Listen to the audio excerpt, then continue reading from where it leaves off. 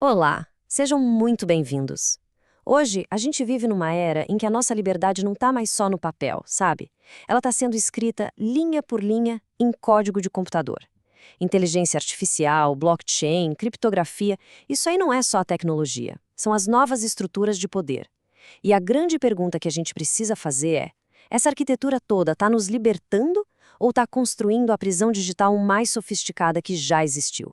É exatamente isso. A liberdade deixou de ser só um conceito de livro de direito, escrito na Constituição. Hoje, ela é definida pela arquitetura dos sistemas que a gente usa todo dia. O código que rege nossas conversas, nosso dinheiro, nosso acesso à informação. A nossa soberania como indivíduo agora depende da nossa capacidade de entender e, quem sabe, resistir a essas novas formas de poder. E essa é a questão central de hoje. Por quê? E aqui está o grande paradoxo. A mesmíssima tecnologia, que promete nos dar uma autonomia nunca antes vista, pode ser usada para construir os sistemas de controle e vigilância mais eficientes da história. Ok, vamos mergulhar nisso. Vamos conversar pelo lado otimista da história, né? Como é que essas ferramentas podem, de fato, colocar o poder de volta na mão das pessoas?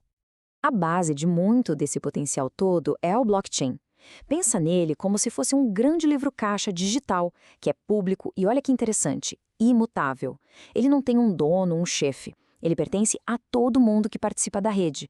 A autoridade aqui é distribuída, não fica concentrada na mão de um só. E olha, isso muda completamente o jogo. E isso nos leva para aplicações bem concretas. O Bitcoin, por exemplo. Ele roda numa rede aberta que é governada por matemática, por algoritmos neutros, bem longe das políticas de governos que podem gerar instabilidade.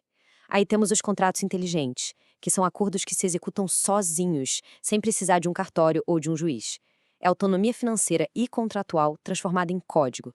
Agora, vamos falar de um assunto crucial: privacidade. A criptografia de acesso zero é o que existe de mais seguro hoje.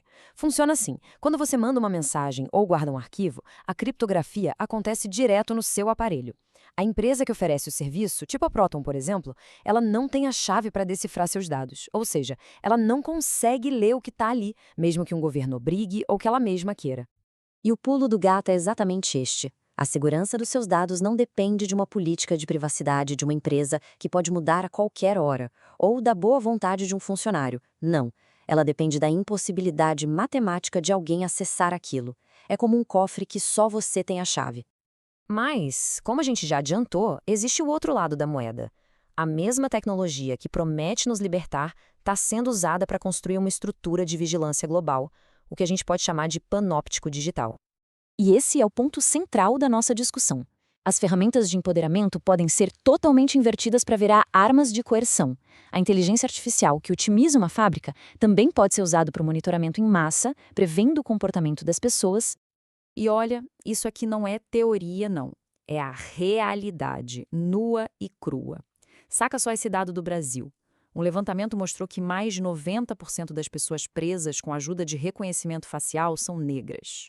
A inteligência artificial, que foi treinada com dados históricos que já refletem os nossos preconceitos, não só vigia, ela amplifica as injustiças que já existem, só que agora com uma cara de neutralidade tecnológica.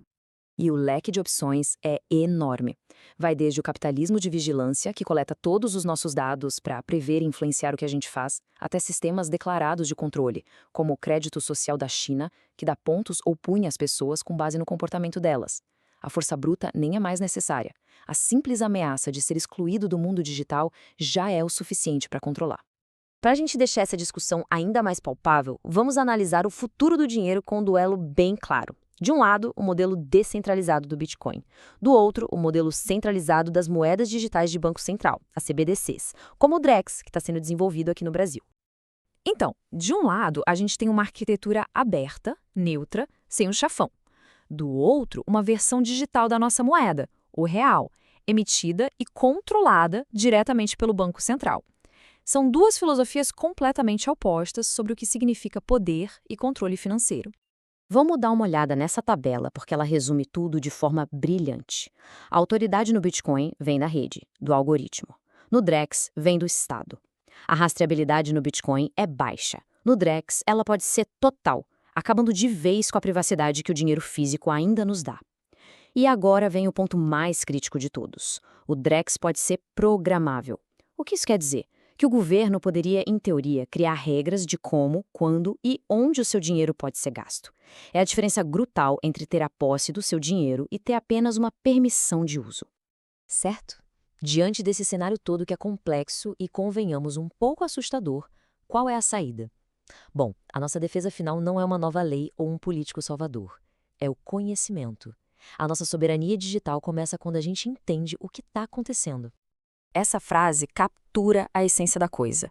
Não adianta nada ter um direito escrito no papel se, na prática, suas ações são limitadas por algoritmos que você nem entende ou por um sistema financeiro que pode ser desligado com um clique. A verdadeira autonomia exige a capacidade de compreender e navegar por essas novas regras do jogo. Pois é, não entender como essas tecnologias funcionam não é uma escolha neutra. É uma vulnerabilidade. Te torna um alvo fácil para manipulação, para censura invisível e para o controle econômico, muitas vezes sem que você nem perceba o que está rolando.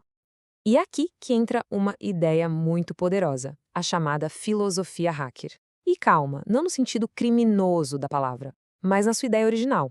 A crença de que o conhecimento e as ferramentas digitais têm que ser abertos e acessíveis para todo mundo, para que a gente possa entender, modificar e controlar a tecnologia que a gente usa, em vez de sermos controlados por ela. Então, o que pode ser feito na prática? Primeiro, se informar. Entender a diferença entre Bitcoin e Drex, entre privacidade real e promessa de privacidade. Segundo, questionar essas alianças entre governos e grandes empresas de tecnologia. Terceiro, se proteger, usando ferramentas que realmente guardem seus dados. E por último, apoiar as iniciativas de software livre, de código aberto, projetos descentralizados que promovem a autonomia de verdade. No fim das contas, a mensagem é essa. O futuro da liberdade não vai ser decidido nos parlamentos. Ele está sendo decidido agora, na arquitetura do código que move o nosso mundo. A capacidade de entender, de escolher e de usar essas ferramentas com consciência é isso que vai definir o que é ser livre na era digital. A soberania de cada um de nós começa agora, pelo entendimento.